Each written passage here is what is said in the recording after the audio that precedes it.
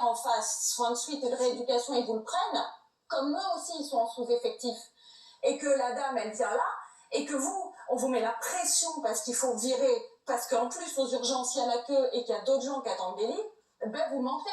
Vous mettez un dossier, vous ajoutez 2 kilos, vous mettez pas qu'il est incontinent, on cache la sonde, on dit pas qu'il chute la nuit, et du coup, il s'en va, et là-bas, ils appellent ça les paquets surprises. Donc, à la fin, on est arrivé à un truc où c'est l'infirmière cadre de l'EHPAD qui vient vérifier avant l'état du malade pour être sûr qu'on lui ment pas. Mais on marche sur la tête, mais c'est devenu ça l'hôpital. C'est fou parce qu'on sent que c'est du concret là, de ce dont vous nous parlez. Ça a été tout mon internat. C'est fou, c'est on fait ça. Donc c'est ça qu'aujourd'hui qui est plus possible. Ouais. Moi j'ai demandé à Jean-Luc Mélenchon et les équipes si on pouvait mettre déjà des choses très concrètes dès qu'on arrive. À l'hôpital aujourd'hui, il y a des choses qui sont plus possibles. Déjà pour que les gens s'en aillent plus, il faut qu'on puisse travailler correctement. Quand vous êtes aux urgences, avec tout ce qu'ils nous ont enlevé, il vous manque un électro. Il faut courir au 3e étage parce que dès que vous avez 2 personnes qui ont une douleur thoracique, il vous faut un 2e électro. Bien sûr. Il en a plus, il est cassé. Donc il faut aller au 3e étage leur demander. La bouteille d'oxygène, il faut demander au-dessus. La ponction lombaire, on n'a même pas de coussin. Pour que les gens ils s'en roulent, on prend leur manteau. Donc si déjà tout de suite, et ils m'ont dit oui, on a dit on fait une liste, service par service. Des fois, c'est des stylos qui nous manquent. Tout le monde marque de quoi il a besoin pour travailler correctement. Il manque 2 brancardiers, ok, parce que combien de fois les internes, on ne peut pas aller soigner les gens parce qu'on brancarde. Moi, quand j'étais en gynéco ici à Bichat, une dame, il a des sondes de gériatrie, elle doit faire son échographie de l'endomètre. Je vois les patientes les unes après les autres, elle, on a fini d'avoir 3h15 la mamie après.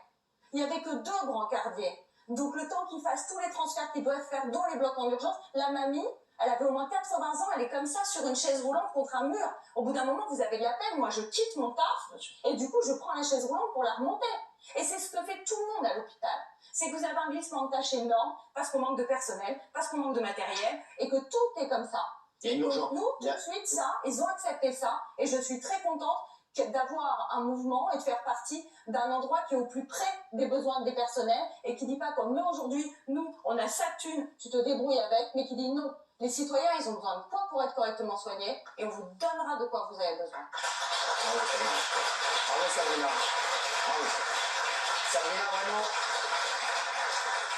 Merci pour votre intervention Sabrina parce qu'en plus, vraiment votre petit message, il était dur quand vous avez dit on a beaucoup de morts, mais tout à l'heure, l'exemple que vous avez pris, et franchement je trouve que c'est le message qu'on doit retenir ce soir. Vraiment, bravo Sabrina. Ouais, et d'ailleurs je dis à monsieur Consigny qui est là, je sais qu'il y a des gens très riches qui sont bons, mais nous, vous voyez, tous les jours, les infirmières, elles sont à 1500 balles et elles partent pas. C'est quand et il y a pas d'argent chez vous. Alors, attendez. On peut lancer. On vous entend, Charles. C'est pour ça, cher docteur, qu'il ne faut pas appliquer le programme de Jean-Luc Mélenchon qui ne permettra pas de mieux payer les infirmières et tous les premiers de cordée qui, au contraire, ont besoin d'un vrai programme efficace comme celui de Valérie Pécresse qui permettra de faire en sorte que la France reste un grand pays dans lequel les premiers de cordée sont bien traités et bien payés. La première de cordée, elle a dû servir dans 3 bars à la fois, monsieur, pour faire ses études. Merci Sabrina. Merci Sabrina. Merci Sabrina. Merci d'avoir été là, merci. Allez, on va passer au programme économique de Jean-Luc Mélenchon avec Éric Romer.